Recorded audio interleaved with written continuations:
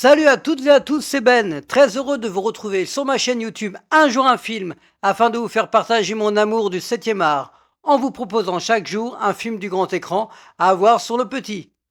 Pour cette semaine, de l'aventure, de la science-fiction, du western et plein de choses encore, ainsi que hommages, coups de cœur, anecdotes, conseils. Alors, c'est parti pour les films de la semaine.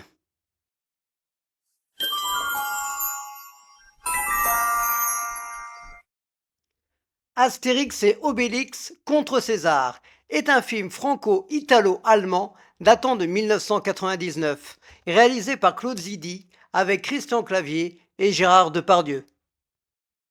L'empereur Jules César a le pouvoir sur la Gaule, mais un village résiste à l'envahisseur. Premier film des aventures d'Astérix et Obélix en images réelles. Un défi de taille pour Claude Zidi, le réalisateur de L'aile ou la cuisse, Les Soudoués ou des Ripoux entre autres. Et c'est réussi. D'abord grâce au choix du duo Clavier-Depardieu qui arrive à rendre vivants nos Gaulois préférés, autant physiquement que dans leur jeu.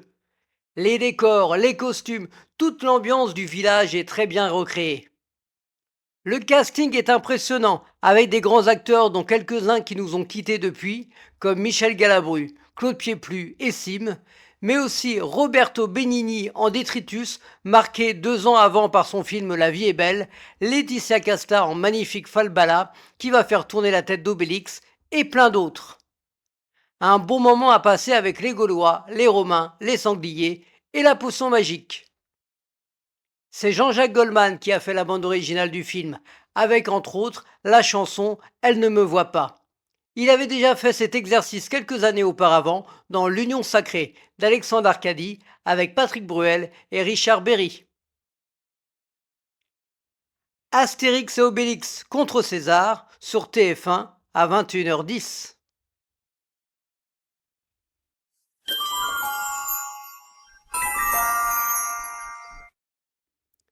Shrek est un film américain d'animation datant de 2001, réalisé par Andrew Adamson et Vicky Jenson, avec les voix françaises d'Alain Chabat et Med Ondo. Shrek, l'ogre vit heureux dans son marais, mais il va avoir la visite d'un âne bavard qui va bouleverser son paisible quotidien. Premier volet de la saga Shrek qui va nous permettre de se familiariser avec des personnages qu'on adore, l'ogre, l'âne, la princesse et les autres. L'animation est bien faite, beaucoup d'humour, l'univers de Shrek nous emmène dans un monde irrévérencieux, sale, avec des scènes drôlement dégoûtantes. L'atout majeur reste le personnage de l'âne, avec la voix française de Médondo, la fameuse voix d'Eddie Murphy. Cet âne insupportable qui parle encore et encore prend une grande place et pour notre plus grand plaisir. La musique a son importance aussi, notamment avec la magnifique reprise de la chanson Alléluia de Leonard Cohen. Un vrai bon moment à passer en famille pour les petits comme pour les grands. Même si cela n'a jamais été officiel, le personnage de Shrek aurait été inspiré par un lutteur français, Maurice Quillet. Shrek sur TFX à 21h10.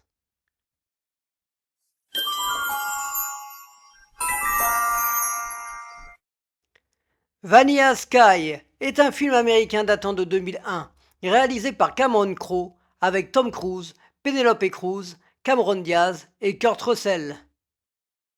Dans un pénitencier, David Hams, un détenu, va raconter son histoire particulière au docteur McCabe. Remake du film d'Alejandro Amenábar Ouvre les yeux, Vanilla Sky nous offre une version avec beaucoup de similitudes avec l'original, mais avec un atout majeur, Tom Cruise, qui est producteur de ce film, il est très impliqué et cela se voit et se ressent. Entouré par Penelope Cruz qui était très proche de Cruz à l'époque, charmante, séductrice malgré elle, à l'opposé de Cameron Diaz qui sort les griffes et beaucoup plus agressif dans son jeu de séduction.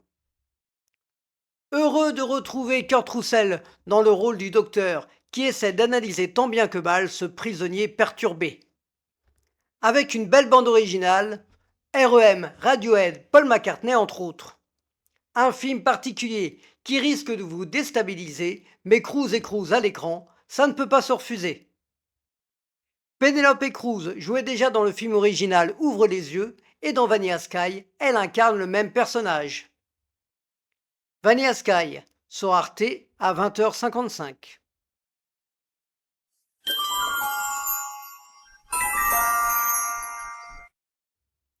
Rogue One, A Star Wars Story, est un film américain datant de 2016, réalisé par Gareth Edwards avec Felicity Jones et Diego Luna.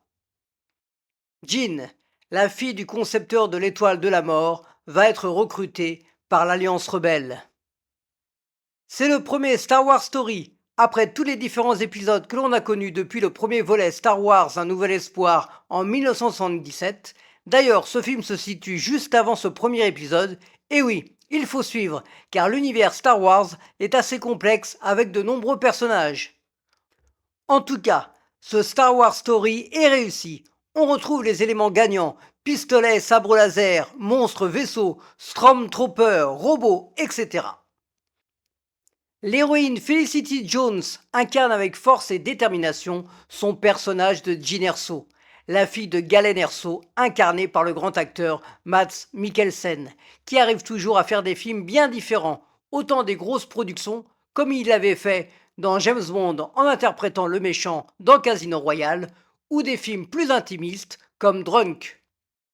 Il y a également Forest Whitaker, un acteur important, Bird, Ghost Dog, le dernier roi d'Écosse entre autres, ici avec un personnage qui est déterminant dans le début de l'histoire. Si vous aimez l'univers Star Wars, vous ne serez pas déçu par cette série. On retrouve également Peter Cushing, qui était présent dans l'épisode 4 Un Nouvel Espoir. Grâce à la magie des images de synthèse, ce personnage est de nouveau à l'écran, sachant que l'acteur est décédé en 1991 à l'âge de 81 ans. Rogue One, A Star Wars Story, sur TFX à 21h10.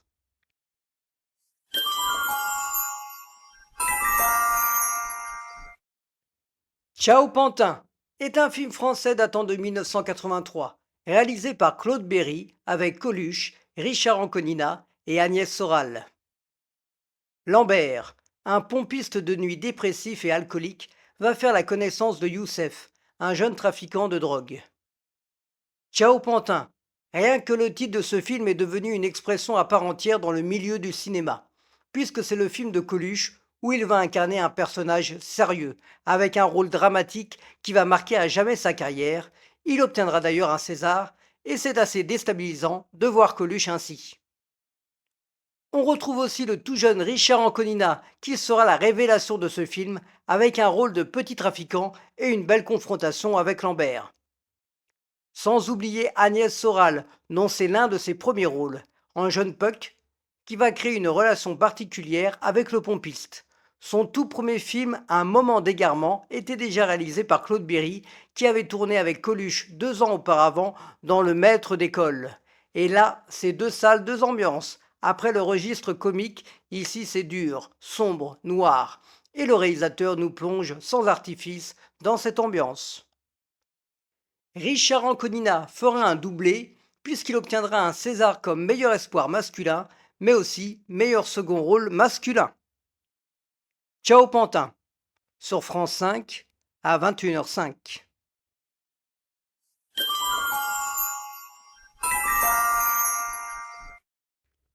Jumeaux est un film américain datant de 1988, réalisé par Ivan Reitman avec Arnold Schwarzenegger et Danny DeVito.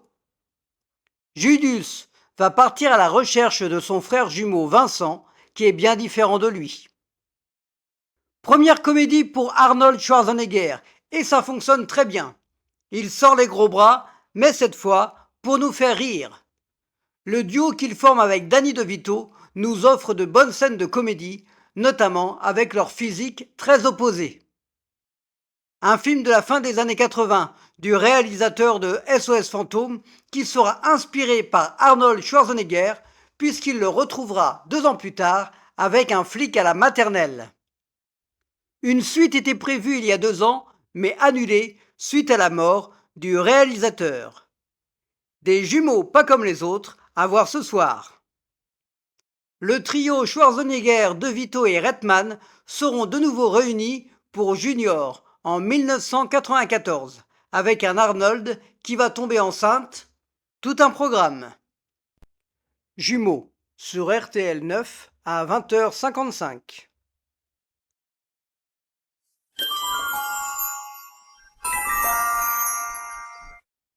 Mort ou vif est un film américano-japonais datant de 1995, réalisé par Sam Raimi avec Sharon Stone, Gene Hackman, Russell Crowe et Leonardo DiCaprio. 1881. Un concours du meilleur tireur est organisé dans la ville de Redemption. Hélène, une femme, décide d'y participer. Le réalisateur d'Evil Dead s'attaque au western. Il fallait oser et c'est une vraie réussite. Sam Raimi, qui fera plus tard la première trilogie de Spider-Man, nous offre du grand spectacle. Un casting extraordinaire avec Sharon Stone qui domine. La même année, elle fera Casino avec De Niro. Ici, elle est combattante, crédible avec des pistolets et va tout faire pour se mesurer à Gene Hackman, parfait encore, cruel, méchant, et on adore le voir ainsi. Mais aussi le tout jeune DiCaprio, qui n'avait pas encore fait Titanic, est déjà très présent et charismatique dans son jeu. Russell Crowe, tout jeune également, va être malmené, mais aussi combatif. Il y a aussi un acteur que j'aime beaucoup, Lance Henriksen, et également Gary Sinise. Un western à part entière qui mérite vraiment d'être vu. Malheureusement, Mort ou vif sera un échec à sa sortie, surtout aux États-Unis, ce qui marquera le réalisateur Sam Raimi. Mort ou vif sur Arte à 21h.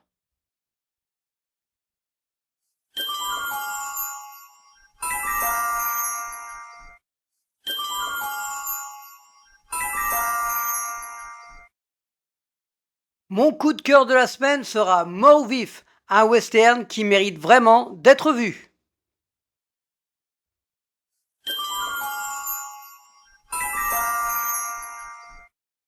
A Thousand Blows est une série datant de 2025 créée par Stephen Knight avec Malachi Kirby et Stephen Graham.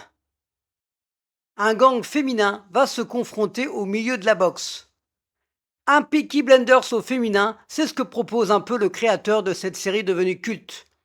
Ambiance dans le milieu de la boxe, mais pas que. C'est dur, violent, cruel, une ambiance assez glauque dans Londres des années 1880, avec des acteurs excellents et une mention spéciale pour Stephen Graham, très impressionnant. A Thousand Blows, à voir sur Disney+.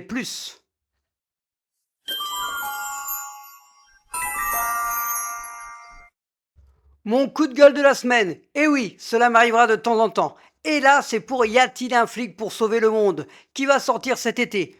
Pourquoi? Quel est l'intérêt? Malgré le talent de Liam Neeson, il n'arrivera jamais à faire oublier Leslie Nielsen, le seul, l'unique, le vrai Frank Drebin. Il y a aussi Pamela Anderson au casting.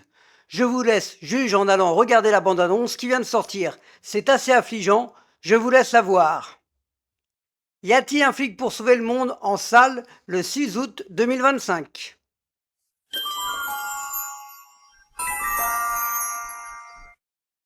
Yves Boisset est mort à l'âge de 86 ans, grand réalisateur français entre les années 70 et 80 surtout, avec plusieurs films marquants. Dupont-la-Joie avec Jean Carmet en 1975, suivi du Juge Fayard dit le shérif avec Patrick Devers en 1977, puis dans les années 80, Canicule avec Lee Marvin, et enfin, mon film coup de cœur, Le Prix du danger, avec Gérard Lanvin et Michel Piccoli. Richard Chamberlain est mort à l'âge de 90 ans, acteur américain qui avait joué notamment dans la dernière vague de Peter Weir en 1977, puis dans une sous-version d'Indiana Jones avec le personnage d'Alan Quatermain dans Les Mines du roi Salomon en 1985, puis dans La Cité de l'or perdu en 1986, aux côtés de Sharon Stone. Il marquera les esprits avec deux séries emblématiques des années 80. Shogun, aux côtés de Toshiro Mifune, puis Les oiseaux se cachent pour mourir, dans son rôle du père Ralph de Bricassard. Val Kilmer est mort, à l'âge de 65 ans. De nombreux films avec cet acteur américain qui nous viennent en tête. Au début de sa carrière, Top Secret de Jim Abrahams et des frères Zucker en 1980, puis bien entendu Top Gun en 1986 de Tony Scott avec son rôle de Iceman, Willow 2 ans plus tard de Ron Howard, sa performance en interprétant Jim Morrison dans The Doors d'Oliver Stone en 1991, puis L'Homme Chauve-souris dans Batman Forever en 1995 de Joel Schumacher, et enfin Hit de Michael Mann la même année. Il y en a encore beaucoup d'autres. Son dernier film sera Top Gun Maverick, où il retrouve son personnage de Iceman aux côtés de Tom Cruise en 2022. Voilà, c'est tout pour cette sélection. J'espère qu'elle vous a plu, ainsi que tout ce qui va avec. Plus de 700 abonnés, merci à toutes et à tous. Je vous invite à liker, à partager avec votre entourage, notamment sur les réseaux sociaux, à activer la cloche pour découvrir les notifications et à commenter pour me dire votre ressenti sur cette vidéo. Bonne semaine à toutes et à tous, et à la semaine prochaine.